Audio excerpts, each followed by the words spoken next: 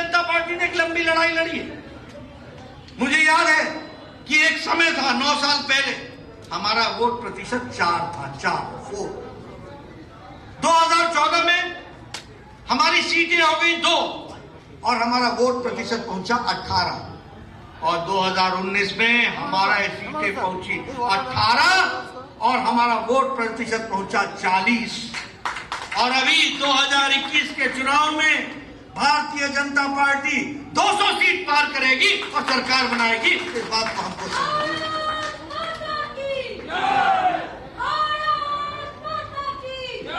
मैं ये सारी बातें आपके सामने इसलिए कह रहा हूं कि लोग भारतीय जनता पार्टी के साथ हैं, लोग मोदी जी के साथ हैं, लोग आशीर्वाद देना चाहते हैं। यहां वेस्ट बंगाल में 4 से 40 पहुंच गए, अब अंतिम छलांग लगानी बाकी है और वह हम 2021 में आप लोगों के आशीर्वाद से लगाएंगे। यहां ममता जी की सरकार को उखाड़ फेंकेंगे और कमल खिलाएंगे। इस बात को और इसके लिए हम अग्रसर हैं, इस काम में हम लगे हुए हैं।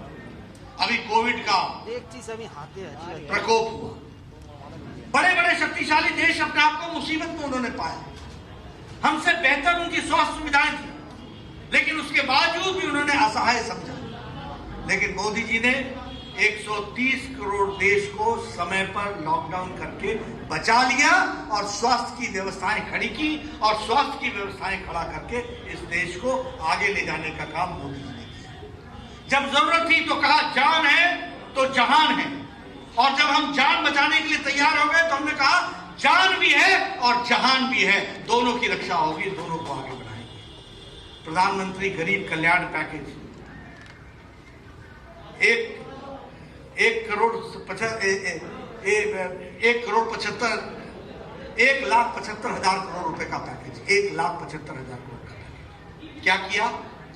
3 महीने तक 8 करोड़ बहनों को मुफ्त का 3 सिलेंडर दिया ताकि उनका चूल्हा जल सके। क्या किया?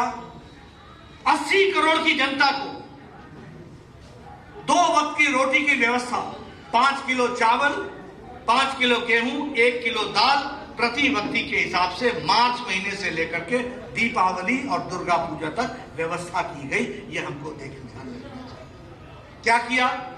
20 करोड़ बहनों के खाते में 500 रुपए, 1500 रुपए 3 महीने के लिए, ताकि उनका चूल्हा जल सके, लॉकडाउन में वो दिक्कत में न पड़े, यह काम किया और 20 करोड़ बहनों के खाते में 500 रुपए पहुंचाया। ये 500 रुपए पहुंचाना छोटी घटना नहीं है मित्रों। यही देश था ना, राजीव गांधी बोलते थे मैं 1 रुपए भेजता हूं तो 85 पैसे रास्ते में खर्च हो जाते हैं और 15 पैसा ही पहुंचता है। और मोदी जी ने डिजिटल इंडिया के माध्यम से 20 करोड़ बहनों के खाते में 500 रुपए, 1500 रुपए पहुंचा दिया। ये हमसे दिव्यांगों के लिए, बुजुर्गों के लिए, विधवा बहनों के लिए 1,000 रुपए 3 महीने के लिए पहुंचाने की व्यवस्था। इसलिए मित्रों, और बंगाल की भी बात करें तो 21 लाख लोगों को इसमें से बेनिफिशियरीज हुए और 21.33 लाख लोगों को 2,100 करोड़ रुपए का अदायगी की गई है। ये हमको ध्यान रखना चाहिए। उसी तरीके से food grain 8.77 lakh metric ton lockdown period में दिया गया और अनलॉकडाउन पीरियड में 8.67 लाख मेट्रिक टन गेहूं और अनाज बांटा गया। यह स्थिति। आत्मनिर्भर भारत के अभियान में 20 लाख करोड़ रुपए का पैकेज दिया गया, 3 लाख रुपए एमएसएमई सेक्टर को दिया गया, 1 लाख रुपए हमारे किसान भाइयों को दिया गया।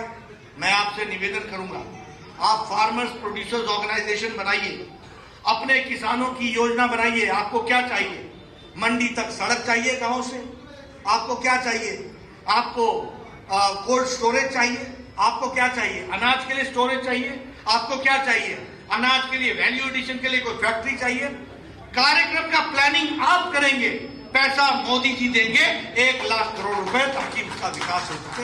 इस तरीके की योजना बनाएं। मित्रों, हमें आत्मनिर्भर भारत के तहत लोकल के लिए वोकल भी होना है, वोकल होना है और लोकल।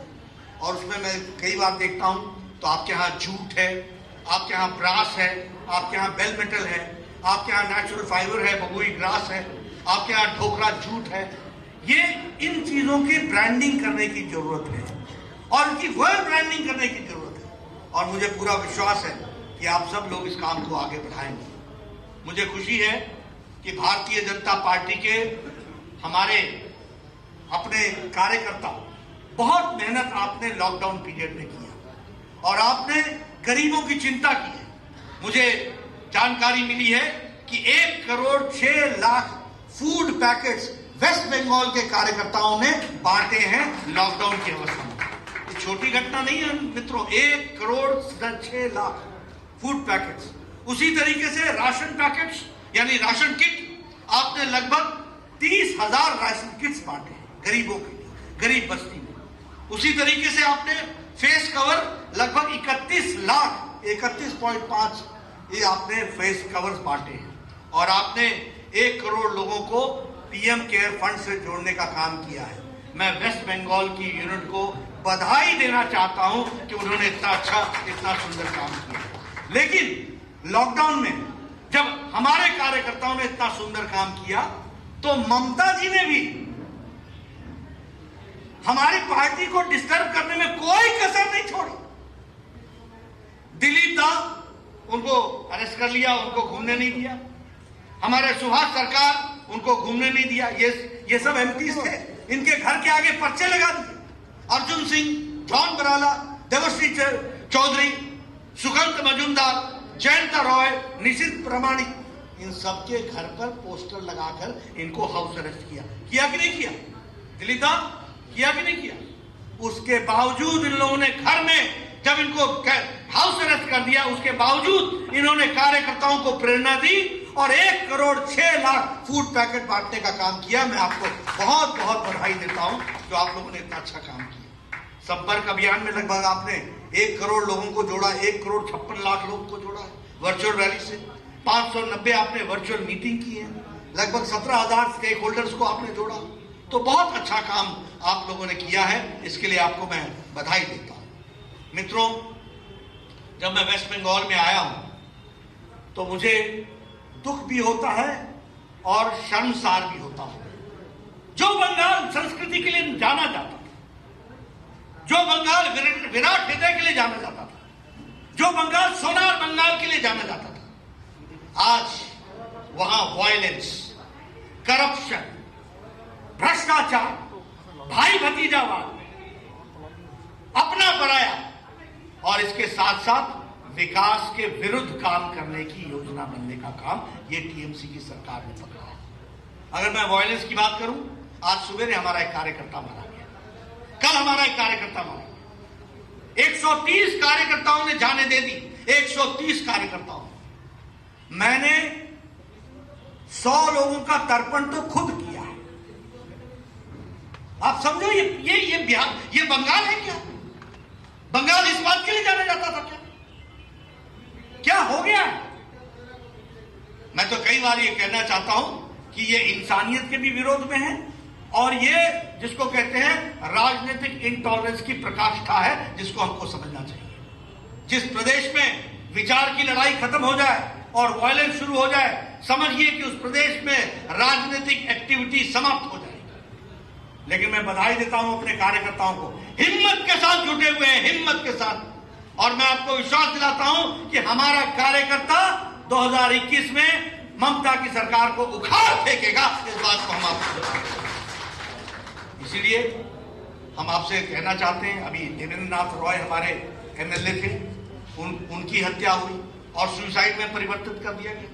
मनीष शुक्ला की हत्या हुई सामने सामने पुलिस स्टेशन के सामने और ऑटोमेटिक गन से, मोस्ट मॉडर्न वेपन से, और कोई उसमें कोई पकड़ा नहीं गया, कोई कुछ नहीं हुआ, कोई एक्टिविटी नहीं हुई। ये स्टेट स्पॉन्सर्ड प्रदेश के तरफ से लॉ एंड ऑर्डर को जिस तरीके से राजनीतिक पर्पस के लिए इस्तेमाल किया जा रहा है, पुलिस का राजनीतिकरण हो रहा है, उसके बारे में मैं एक ही बात कहना चाहूंगा कि प्रशासन भी ये ध्यान में रहे, ये सरकार हर दिन नहीं रहने वाली। 2021 के बाद भारतीय जनता पार्टी की सरकार बनने वाली है, ये हमको